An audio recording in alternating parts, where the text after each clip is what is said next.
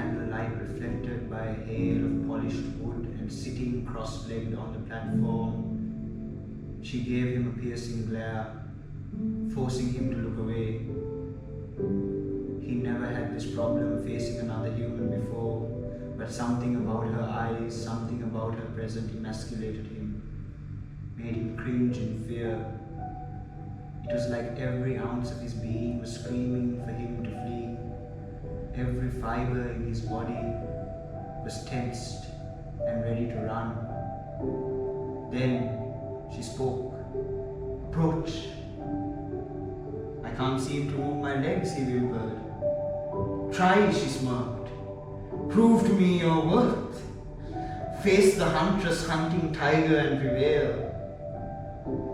It was then that he sensed the presence of another aura, wrapped in and warped within the chakra of this huntress, as he honed in his senses and paid more attention to the flow of energy. He saw to his astonishment threads of color interwoven between her and the tiger, hues so radiant and abundant, pulsing power and gravitas from every crevice of their being. He was scarred.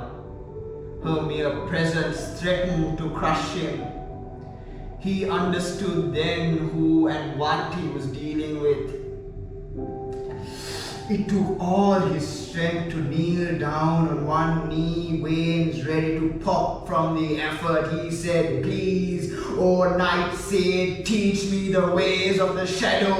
I have journeyed far to learn under your tutelage. I thought you mere legend, yet here you stand as true as the rising sun.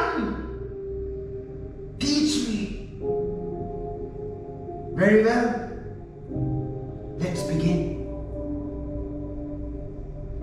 Without a moment's notice, the tiger rushed him. An orange blur of muscle and sinew rammed into him with the force of a waterfall, snarling a blood-curdling growl as it put a paw on his chest and began to press. Kashu began to flail for loss of breath, struggling to get free. "Give not a foothold to fear. Calm your mind and find a solution." "How?" he yelled, desperately trying to force the massive paw off his chest, pushing up and beyond the burn of his forearms. "Think, command your instincts." Kashu knew he hadn't the strength to win a contest of force with the beast. He exhaled steadily, calmed his nerves, and time slowed down. He whipped his leg out from underneath him, wrapped them around the forepaw on his chest, and twisted out from under the paw, simultaneously hooking the tiger's neck with his feet across its chest and flexed out his body into full extension, managing to grapple the tiger in a pseudo armbar. The amused tiger raised its legs, about to slam Kashu back against the hardwood floor. Sensing the impending destruction, Kashu released the tension with the quickness and coil ready to begin his next sequence. "Enough!" The tiger held him in mid-swing. "Well done. You are the first ape to resist us as such. Your will is strong. Stand," she commanded, and began to rise from her lotus sit with a cat-like stretch. She stood and walked towards him, and as she got closer, he realized she was blind, and yet walked with the assurance and precision of a hawk, her slender figure swaying in the dim glow through the shadows as she stepped towards him, his pulse racing at this sight.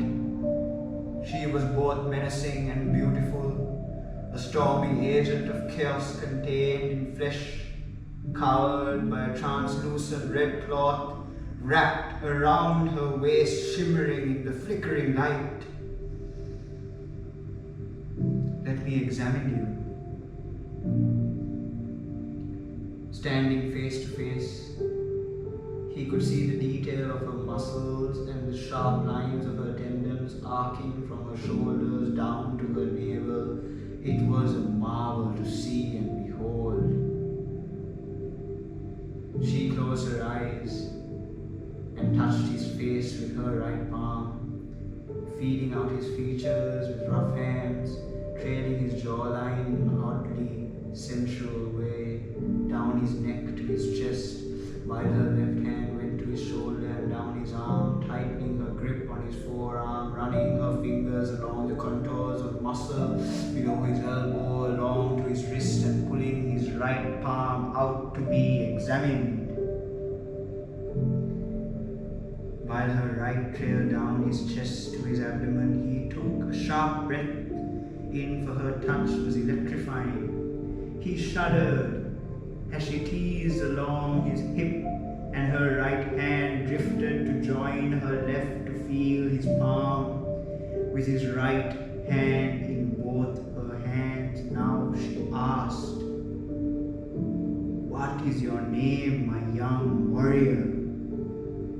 "Gosh," he whispered, he whimpered. "You have good hands. I can see you've been through many trials to get here." "Yes, I have." Letting his hand go, she continued her examination. Circling him now, she moved behind him, feeding out his back. "Flex," she said, and he obeyed. "Rock hard," she commented. As her hands moved from his sides to his stomach and up to his chest, she pulled him, and he could feel her bare breast against his back. "Exquisite," she said. She whispered and proceeded to lick from the base of his neck up to his ear. He couldn't help but glance down as his loins began to stir. "Don't be embarrassed," she chuckled, glancing down over his shoulder at a now erect bulge in his cloth. She smirked and kissed his neck, all the while the tiger never releasing him from its stare. He began to relax, and instantly she increased the force against his chest. "What are you doing?" he gasped, struggling to breathe. In a flash of speech, he had him in a stranglehold. "Why have you come here? To learn from you? Not good enough? What is your purpose?" "I don't know." "What is your intention?" "To right this world of human error and end this war." "And what is your goal?" "To master the shadows." Suddenly he was spread eagle on the floor, and she was squatting in front of him. "Sit up. You have chosen an impossible task.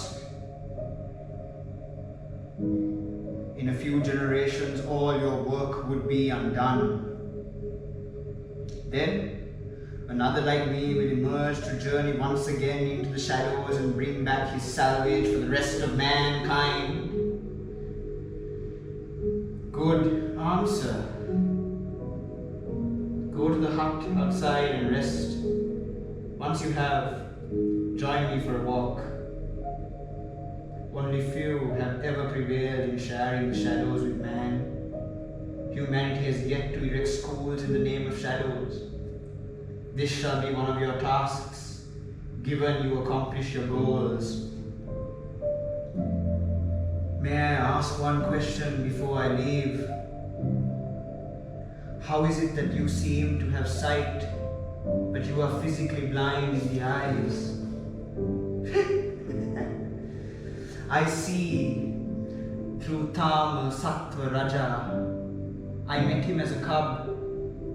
We exhausted our talents and tapped into one another's reservoirs for instinct. For instinct is a skill beyond the limits of talents, and a skill beyond the energy to practice. What then is talent? Last question, then off you go. Patience, we will take a walk and talk when next we meet.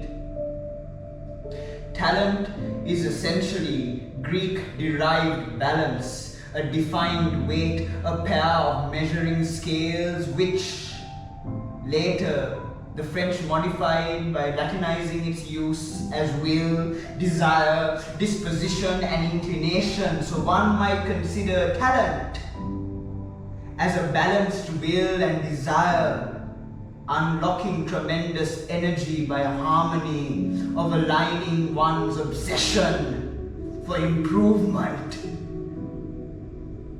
But then Sifu Hamu is language to be able to define talent as such. What is Greek? Who are the French?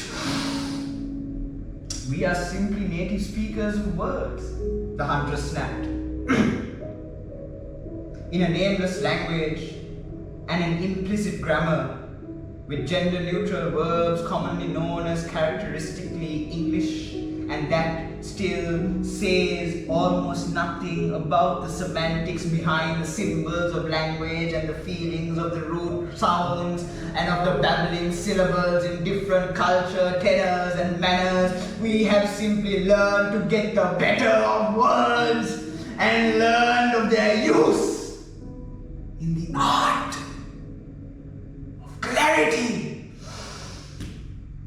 and learned of their use in the art of clarity.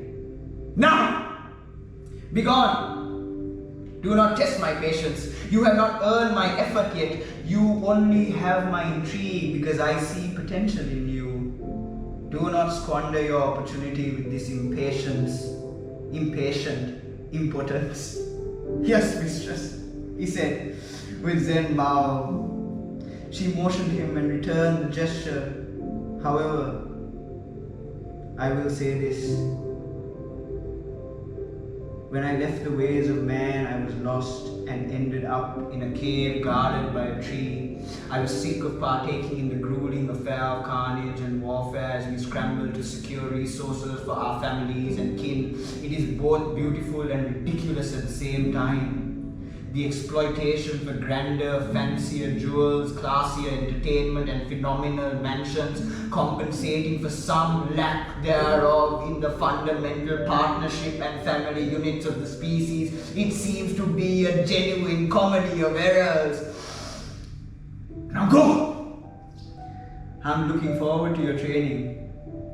It has been eons of memory since last I used my capacity for language to philosophize. I swear to you that I will educate your thoughts.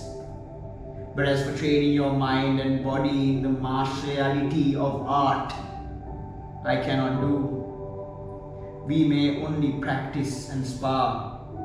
The rest is solely dependent on your will to do and will to go all the way beyond your ways.